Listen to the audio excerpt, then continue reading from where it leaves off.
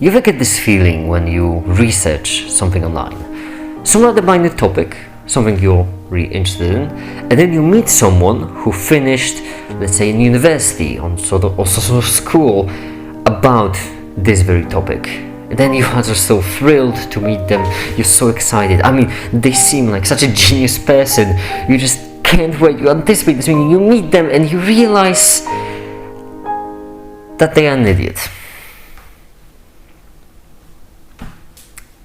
It happens. People who finish universities are more intelligent and smarter than those who don't, because that's the bias, right? In order to get into universities, you in general have to be smarter and more intelligent than the rest.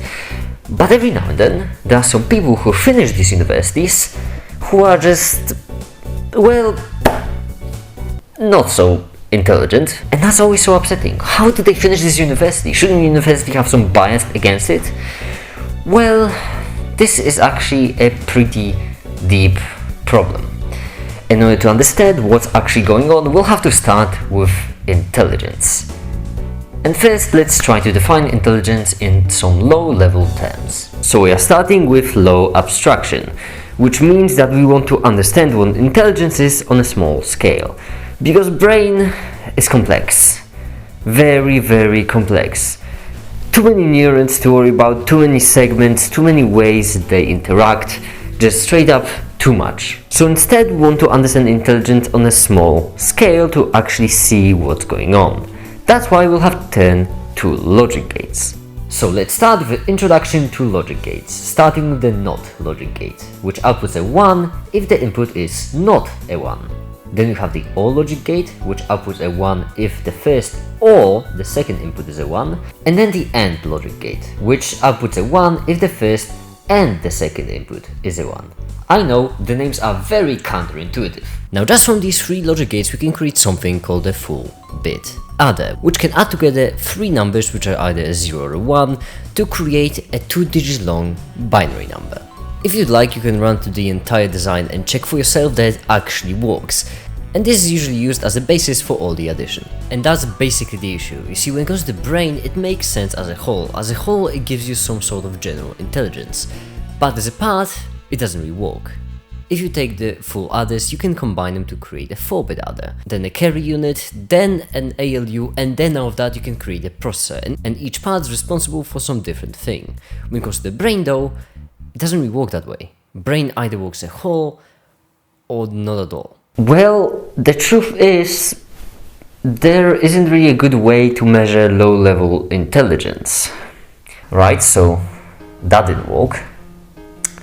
So let's try some high-level intelligence. So high-level intelligence is actually way simpler to explain, because it can be just defined as the ability to pursue a goal. What kind of goal?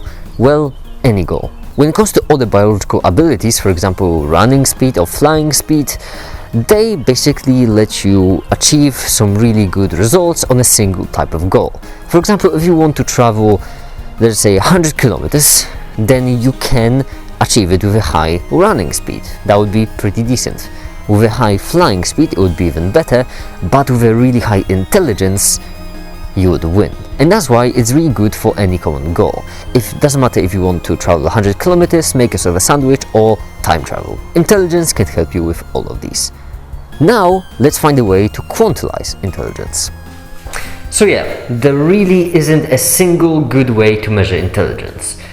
You might have heard about IQ, but IQ is not really what you think it is. It's not this very concrete and definitive measure that many people think. It's actually very much not concrete and not definitive. Perfect measures which we are looking for are like meters or kilograms, which basically means that you can take an object and then just measure it or weigh it, and you know exactly how many meters or how many kilograms it has.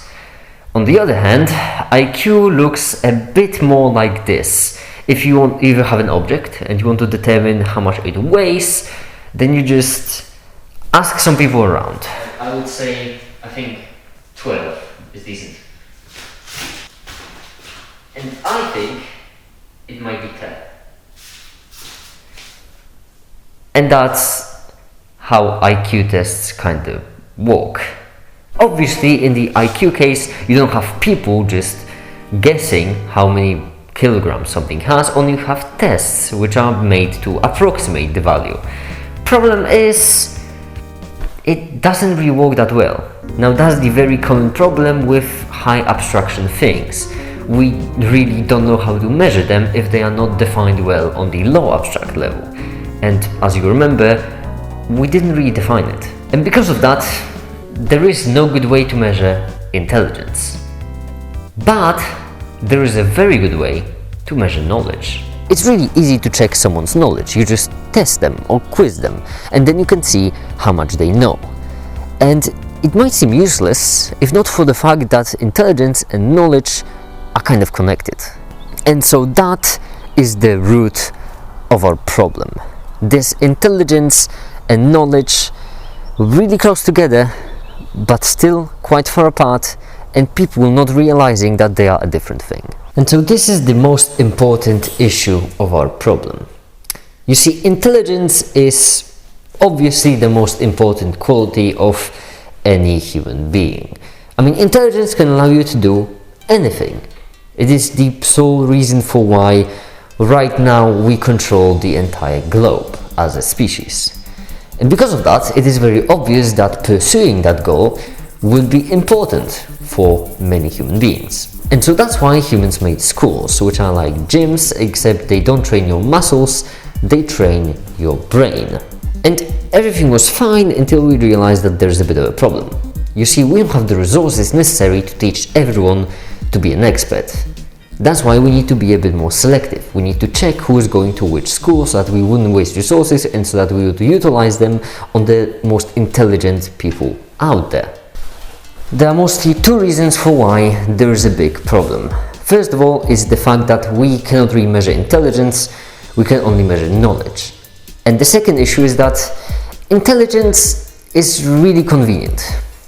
Really convenient. If you are intelligent, then your life is just obviously easier.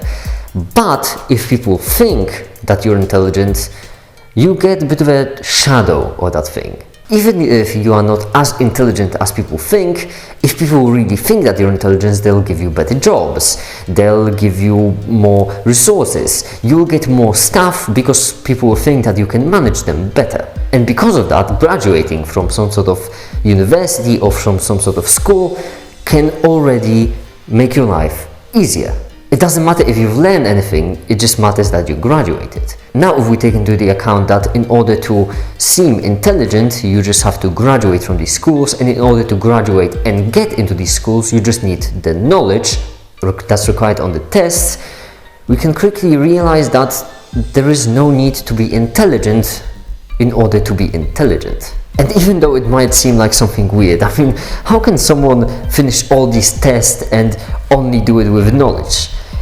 Well, if a measure becomes a target, it ceases to be a good measure. Which basically means that people don't really have to study everything in the field, they can just study for the tests. And since all of these schools give you this additional bonus to life, that means people really often don't go to these schools in order to learn things, only they go there to get more money in the end. This is a really big problem. Now, if you would like to be smarter, then there's no issue. You can still go to the universities, you can still learn everything you can, and then you will be really great at your job or really great in any field of study.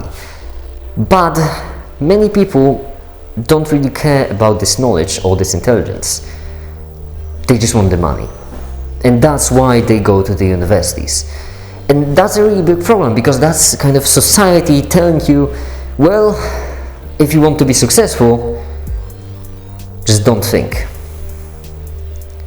Thank you so much for watching, and have a great day. Bye.